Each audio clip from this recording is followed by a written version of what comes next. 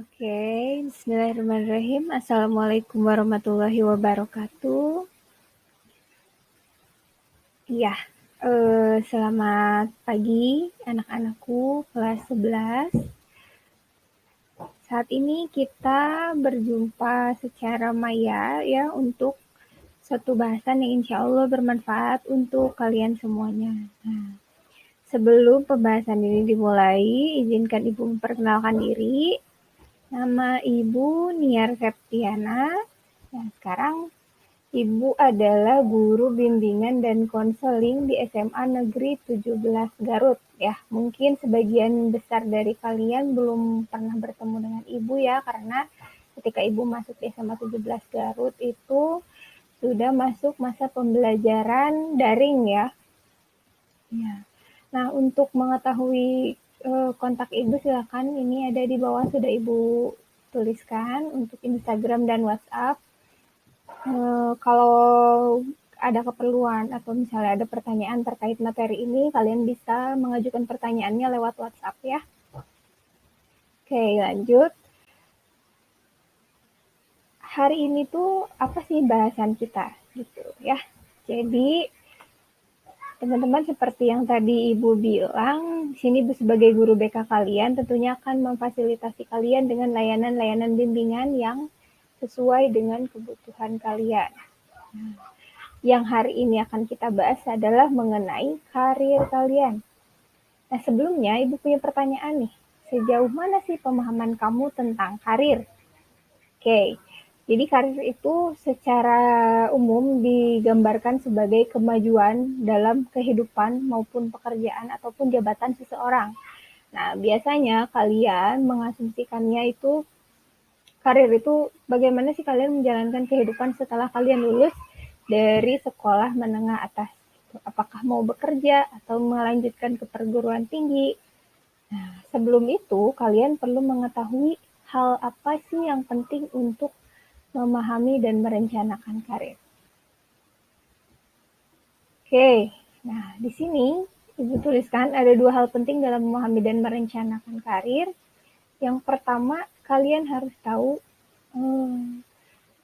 self-information. Self-information yaitu jadi kalian harus mengenali potensi diri kalian. Yang kedua, hal yang tidak kalah pentingnya adalah work information atau mengenal dunia kerja. Ya, meskipun misalnya nanti Bu, saya ketika lulus SMA tidak langsung bekerja, tapi saya ingin melanjutkan pendidikan saya ke jenjang kuliah. Tetapi pada akhirnya tujuannya itu kan adalah untuk memasuki dunia kerja ya. Ya, hanya jalannya saja yang berbeda gitu. Ada yang melanjutkan pendidikan, ada yang langsung bekerja setelah lulus SMA. Nah, hari ini kita akan membahas yang nomor satu ini. Yang pertama yaitu self-information, mengenal potensi diri. Oke.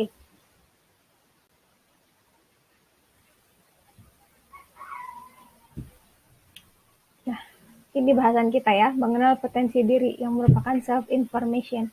Hal yang sangat penting kalau kalian ingin merencanakan karir kalian. Tujuannya apa sih untuk mengenali potensi diri itu? Yang pertama, kalian mengenali diri sendiri dari mulai apa yang disukai, bakat apa yang kalian miliki, kemudian ini bisa menjadi alat ukur untuk mengukur kemampuan diri kalian, selanjutnya mengetahui posisi dan capaian apa sih yang sampai saat ini sudah kalian capai. Selanjutnya menentukan arah dan tujuan hidup ke depan, seperti yang tadi dibahas bahwa diharapkan setelah mengenali potensi diri kalian, kalian tuh bisa merencanakan setelah lulus SMA, saya itu mau melanjutkan perguruan tinggi atau misalnya langsung kerja. Selanjutnya, nah ini nih ya, mengenali potensi diri itu merupakan modal untuk merencanakan karir. Nah, jadi untuk merencanakan karir, kalian harus tahu dulu nih, kalian itu siapa dan bagaimana potensi diri kalian. Oke, langkah-langkah untuk mengenal potensi diri. Yang pertama, kalian harus tahu tipe kepribadian kalian. Kedua, karakter positif yang kalian miliki. Yang ketiga, keterampilan atau skill yang kalian miliki. Kemudian yang keempat adalah prestasi dan pengalaman yang pernah kalian miliki. Oke, kita bahas satu-satu ya. Nah, masuk ke yang poin pertama tadi, tipe kepribadian. Sebenarnya kepribadian itu apa sih? Secara umum, kepribadian itu digambarkan sebagai keseluruhan cara seorang individu bereaksi atau berinteraksi dengan individu lainnya, ya. Nah, untuk membahas tipe kepribadian, kita berdasarkan kepada teori Holland ya. Ini salah satu teori yang terkenal dalam bidang karir eh, untuk menentukan tipe kepribadian sesuai dengan bidang pekerjaan. Nah, di sini dijelaskan Holland itu membuat sebuah heksagon. Heksagon namanya RIASEC. Nah, RIASEC itu adalah singkatan dari realistik, investigatif, artistik, sosial, enterprising, dan konvensional. Nah, realistik itu apa? Realistik itu disebutkan sebagai tipe orang yang pelaksana. Jadi dia itu menyenangi kegiatan-kegiatan yang sifatnya praktek. Kemudian investigatif. Investigatif itu adalah orang yang pemikir.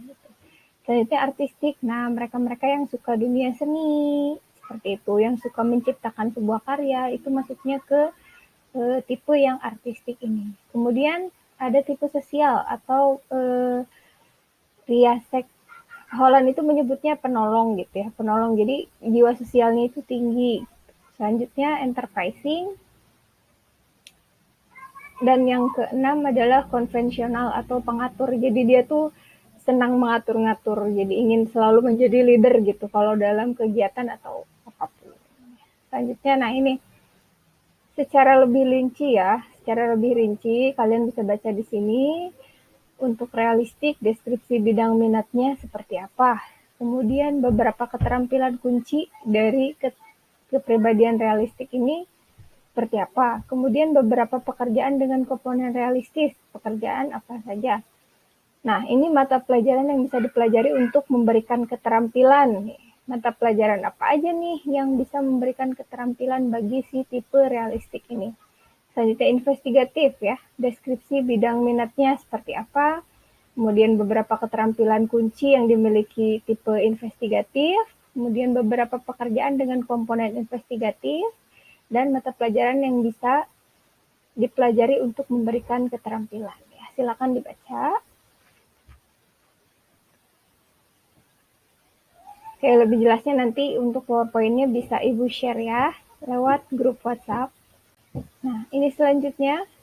Nah, tipe artistik yang tadi yaitu pencipta atau orang-orang yang suka seni, deskripsi bidang minatnya, kemudian ini beberapa keterampilan kuncinya, beberapa pekerjaan dengan komponen artistik, dan mata pelajaran yang bisa dipelajari untuk memberikan keterampilan artistik.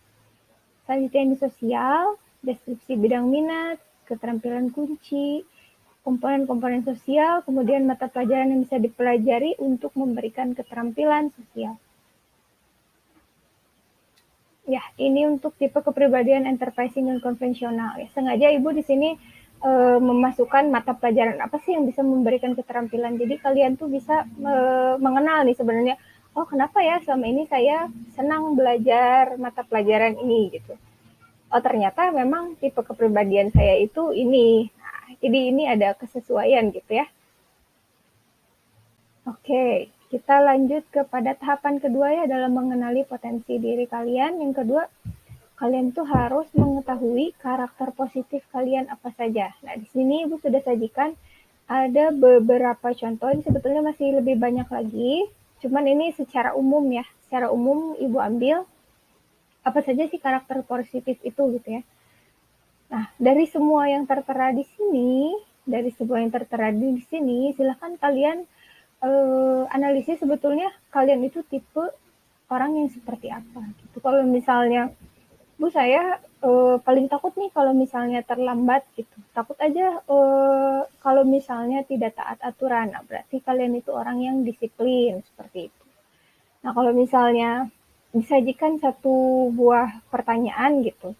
Bu, saya tuh tidak cukup hanya dengan dijawab A atau B-nya saja, tapi saya tuh pengen tahu penyebabnya kenapa sih jawabannya A, kenapa sih jawabannya B. Itu berarti kemampuan berpikir kritis kalian salah satu karakter positif kalian kayak gitu ya. Dan mulai percaya diri, tekun, supel, optimis, kritis, tanggung jawab, teliti, dapat dipercaya, mandiri, sistematis, kreatif, rapih, dan lain sebagainya. Ini baru sebagian kecil saja. Selanjutnya, nah untuk yang ketiga nih, dalam memahami potensi diri, kalian tuh harus tahu keterampilan atau skill apa sih yang dimiliki. Di sini dibagi menjadi 4 ya, skill umum yang biasanya dimiliki oleh setiap individu. Yang pertama itu skill bahasa ya, skill bahasa. Jadi sebagian dari kalian ada yang secara di luar sekolah mungkin mengikuti les-les bahasa gitu. Untuk keperluan misalnya nanti saya kuliahnya pengen di jurusan bahasa apa gitu. Nah, skill bahasa itu bisa mencakup bahasa Inggris, bahasa Jepang, Korea, Mandarin, atau bahkan bahasa daerah sekalipun, yaitu bahasa Sunda ya untuk orang Sunda. Selanjutnya, yang kedua adalah skill software. Nah, skill software ini sangat diperlukan ya untuk generasi sekarang. Jadi kalian tuh harus bisa mengoperasikan Microsoft Word, Excel, PowerPoint, CorelDRAW, Adobe Photoshop, dan lain sebagainya. Ini hanya sebagian kecil saja. Selanjutnya soft skill. Apa sih yang disebut soft skill dan hard skill? Perbedaannya tuh apa? Kalau soft skill itu sifatnya seperti ini. Misalnya kalian tuh orang yang open minded. Terus leadership kalian tuh bagus gitu. Jadi kemampuan kalian dalam memimpin itu bagus. Selanjutnya problem solving. Ketika disajikan sebuah permasalahan, apakah kalian tipe orang yang bisa memecahkan masalah tersebut atau malah meminta bantuan orang lain? Keterampilan lainnya yaitu kemampuan bekerja sama, public speaking, bernegosiasi, serta menentukan prioritas. Nah, kalau hard skill itu sifatnya yang praktek gitu ya. Contoh nih, kalau misalnya teman-teman yang memang lulus SMA mau langsung kerja gitu atau membantu bapak dan ibunya di rumah, misalnya nih untuk yang perempuan memiliki skill untuk menjahit. Jadi dia tuh membantu ibunya gitu, membuka usaha jahit, membuat baju dan lain sebagainya. Bisa menggambar misalnya, memperbaiki barang, mempromosikan, berdagang, berkendara dan lain sebagainya. Ini sebagian kecil saja ya. Oke, selanjutnya poin yang tidak kalah penting, ini poin yang terakhir yaitu prestasi dan pengalaman. Nah, prestasi dan pengalaman ini sangat dihargai ketika kalian masuk dunia kerja maupun masuk ke perguruan tinggi ya, sangat dihargai. Baik itu prestasi akademik, non-akademik, pengalaman kegiatan seperti kegiatan sosial, ataupun pengalaman organisasi dan kepanitiaan. Nah, bergantung kepada linearitas ya, jadi apakah jurusan yang kalian ingin masuki di tempat kuliah itu sesuai dengan pengalaman tersebut, sesuai dengan jurusan tersebut. Misal nih ya, kalau kalian masuk jurusannya pendidikan biologi, nah kalau kalian punya sertifikat atau misalnya sertifikat olimpiade, kompetensi sains, seperti itu bisa digunakan ya, bisa diupload nanti ketika kalian mendaftar kuliah, itu sebagai salah satu nilai plus gitu, bagi kalian dalam memasuki dunia kuliah. Selanjutnya, prestasi non-akademik ini juga bisa seperti prestasi di bidang seni, prestasi di bidang keagamaan, atau olahraga, itu juga bisa kalian gunakan. Selanjutnya, pengalaman kegiatan sosial. Misalnya, kalian pernah menjadi relawan dalam sebuah kegiatan sosial. Tapi, untuk pengalaman kegiatan sosial ini biasanya adalah pengalaman yang diakui serta memiliki sertifikat keikutsertaan. Selanjutnya, pengalaman organisasi dan kepanitiaan. Organisasi ini bisa di sekolah ataupun di luar ya. Di sekolah misalnya OSIS atau misalnya ekskul, dan organisasi atau kepanitiaan di luar sekolah. Oke, setelah menyimak materi dari awal sampai akhir tadi, ini ada kolom checklistan nih untuk kalian ya, capaian. Yang pertama, tipe kepribadian. Setelah membaca tipe-tipe kepribadian yang tadi berdasarkan teori Holland, sudahkah kamu mengetahui apa tipe kepribadianmu? Nah, kalau misalnya sudah, berarti ini di checklist. Kemudian yang kedua, karakter positif apa yang kamu miliki? Apa saja nih? Apakah kamu sudah tahu? Nanti kalau misalnya sudah tahu, silakan di checklist. Selanjutnya, keterampilan atau skill. Nah, keterampilan atau skill yang kamu miliki, apakah kamu sudah tahu itu atau misalnya tidak, silakan di checklist. Prestasi dan pengalaman nih. Apakah kamu sudah tahu nih sejauh ini apa sih prestasi dan pengalaman yang sudah kamu raih? Nah, kalau sudah tahu silakan bisa di checklist. Kalau ditanya nih, kapan harus mulai merencanakan karir? Jawabannya adalah mulailah dari sekarang ya. Mulailah dari sekarang. Kenapa Ibu melaksanakan layanan bimbingan karir ini dimulai dari kelas 11? Dikarenakan kebanyakan peserta didik itu baru sadar ketika masuk kelas 12 bahwa oh iya setelah lulus mau ngapain ya, sedangkan di kelas 12 itu sudah sibuk untuk persiapan ujian gitu ya. Makanya dari sekarang silakan kalian mulai merencanakan karir. Langkah pertama itu yang mengetahui potensi diri kalian dulu ya. Kemudian dari situ nanti kalian baru bisa menyesuaikan nih dengan bidang-bidang pekerjaan. Bidang pekerjaan apa sih yang sesuai dengan potensi saya gitu. Kemudian untuk memasuki dunia kerja tersebut, bidang pekerjaan tersebut, saya tuh harus bagaimana? Apakah harus mengikuti kursus atau harus melanjutkan kuliah di jurusan apa? Gitu ya. Ya, sampai di sini paham ya? Oke, terima kasih untuk anak-anakku kelas 11 yang sudah menyempatkan waktunya untuk menyimak materi ini. Semoga materi yang Ibu sampaikan pada hari ini bermanfaat bagi kalian. Untuk misalnya ada pertanyaan lebih lanjut, silakan kalian bisa hubungi kontak Ibu yang tadi ya. Oke, terima kasih. Assalamualaikum warahmatullahi wabarakatuh. Selamat pagi.